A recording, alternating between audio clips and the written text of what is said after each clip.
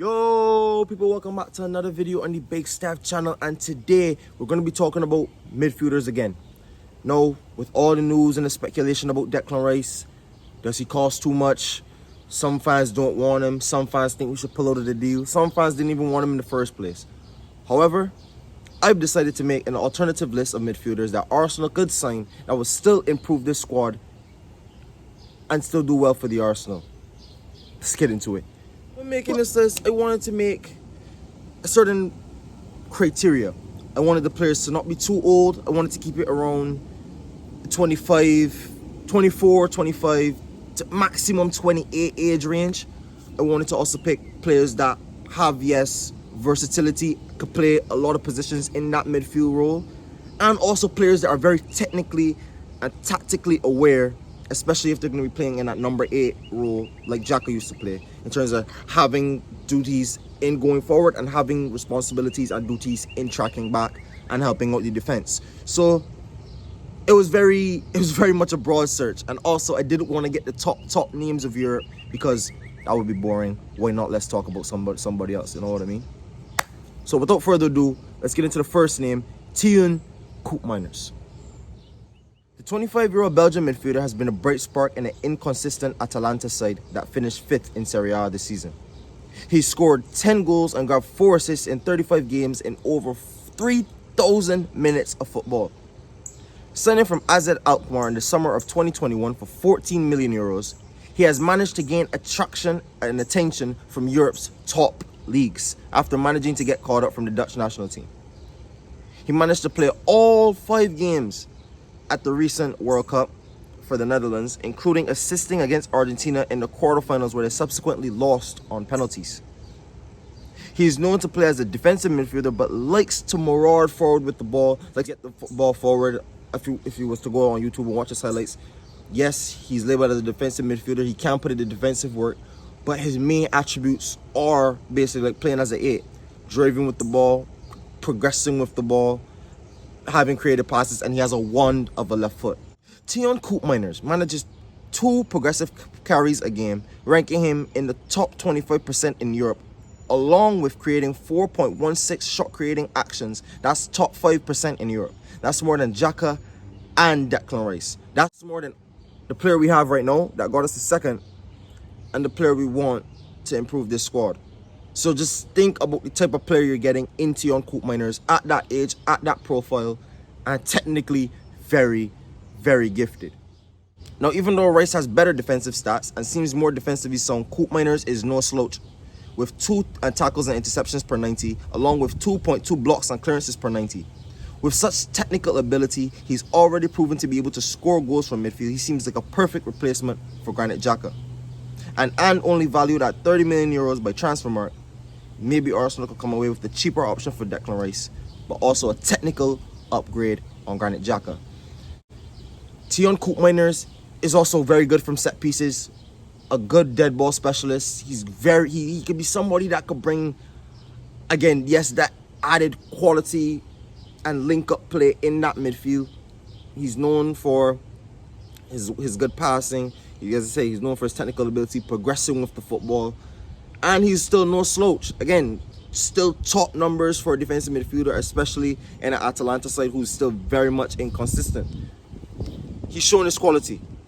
So maybe Declan Rice could be a player at only 25 years old. Maybe we could do a deal. Transfermarkt said around 30 million. Maybe we could do a deal for around probably 50, 60, 65 even.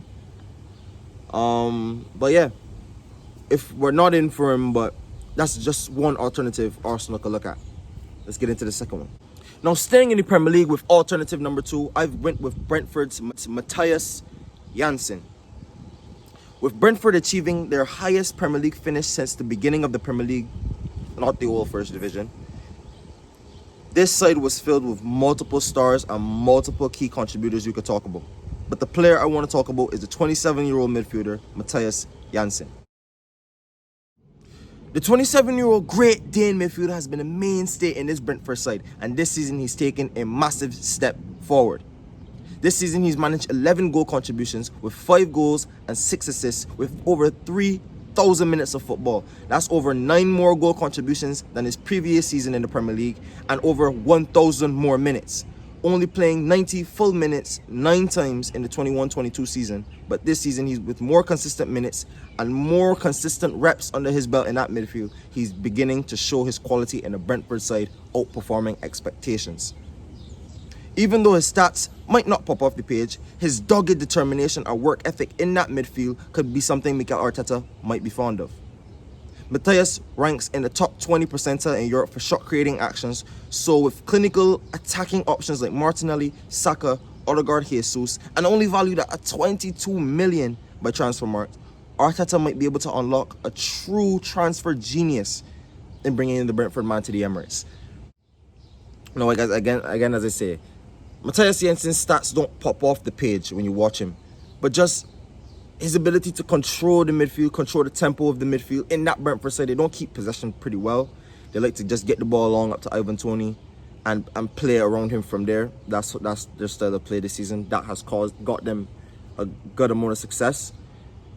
But I think with Matthias Jensen, I just see something more. The way he's able to progress. When you watch him, the way he's able to progress the ball, keep the ball. He looks so silky on it. He looks composed with it. 27 years old, so he's been around the block a little bit. Only have 2 seasons in the Premier League, so possibly a signing people might still be unsure about. But I think the 27-year-old has quality, very much has a high quality that could possibly, even if you don't bring in him to replace a Declan Rice, if you don't get a Declan Rice, I still see us bringing in a player like that as an added level of depth and quality to this squad, because I think this squad definitely needs it if we're going to be pushing and challenging deeper, because there's going to be injuries, there's going to be setbacks. Again, there's African and Asian Cups to play this season, I think. Possibly World Cup qualifications is going to be coming up. The players are going to be very tired with only, 2 months of turnover. So we're about to see. But Matthias Jensen is option number 2. And I have an interesting option at option number 3. So here we go. Option number 3. Now, option number 3. A lot of you might not like this, but let me just pose something to you. Marcus Llorente. At 28 years old, Marcus Llorente has had many ups and downs in his time in Spain. From the magical UCL game against Liverpool to having a down season followed by many injury concerns which has plagued him. But with his wide range of versatility, he could make for a depth signing that could add vastly to this Arsenal side. In 2,200 plus minutes of football this season, he managed only 3 goals and 3 assists in only 50% of available minutes. His season was ravaged by injuries, with multiple muscular injuries picked up throughout the season, and he struggled for consistency and minutes under Simeone this season, playing him as a right midfielder and not his best position as a central midfielder. However, he still has attributes that could be useful to this Arsenal team. He ranks in the top 5% of midfielders for progressive carries with 3.4 per 90, along with receiving a whopping 7.1 progressive passes in the top and attacking third. That's the top percentile in all of Europe. Basically, he receives the ball in between the lines 7 times a game. Think about the amount of times we see Xhaka will pick it up between the lines. Odegaard will really pick it up between the lines. If we add another player who could come in and pick up the ball between the lines and drive with it, we've seen Marcus Llorente do that at Atletico Madrid against, specifically, if you remember the Liverpool game, he was absolutely massive. But watching a lot of La Liga, I've seen Marcus Llorente do it, especially back in his best season for Atletico Madrid. In his best season for Atletico Madrid, the 2020-2021 season, he bagged 13 goals and grabbed 12 assists in 3,617 minutes of football, winning the league with Atletico Madrid. This earned him a call-up to the Euro 2020 squad, where Spain went all the way to the semis, and he played 4 out of the 6 games, playing 90 minutes in 2 of them. If he can find his fitness and form again, Llorente could bring experience and versatility to an Arsenal squad that need depth if they want to go far in many competitions. Now, again, 25 goal contributions is top, especially for a midfielder. He can play right back, he can play second striker, he can play as an 8, he can play off the wings, he can play almost anywhere you want him to play. all valued at what? I think just under 30 million. Could possibly do another good deal there. He's had a season ravaged by injuries. Edu and Arteta, if they wanted the player. He's Spanish also too. Could go in there, sit down Atletico, possibly do a deal. Possibly do a very, very good deal. The player is getting on in age, 28 years old.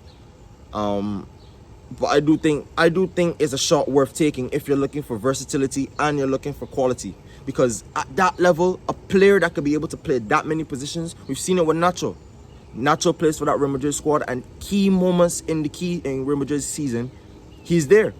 He might not be a consistent starter, he might not be a consistent player, but when they call upon him, he's there to show quality. And I think that's what Marcus Llorente could be for any side in Europe, but I think especially for this Arsenal side, he could be something very, very, very good. I like the quality of picking up the ball and driving with it through the lines. As you can see, all of the players I've chosen has that quality. All of them, I think, are very technically very gifted at passing as well. Because so I do think that Xhaka role, you have to be technically and tactically very aware. And I think that's what all of these players have. So, with that, which one do you want to see out of those three? If you have a fourth option, let me hear it down below. What do you think about this Declan Rice deal as the saga continues to drag on? People that don't want it, do any of these alternatives suit you? How do you feeling? I went for more of a hipster list, not more of a mainstream list. I could have went with a Nicolo Barella. I could have went with some of the top players in Europe. But I decided to give something new, something fresh, some names people don't really often hear about in world football, and just some people to talk about. Some new faces, some new talents to talk about. So tell me guys what you think down below. Don't forget to like, comment, subscribe. I'll see you in the next one. Peace.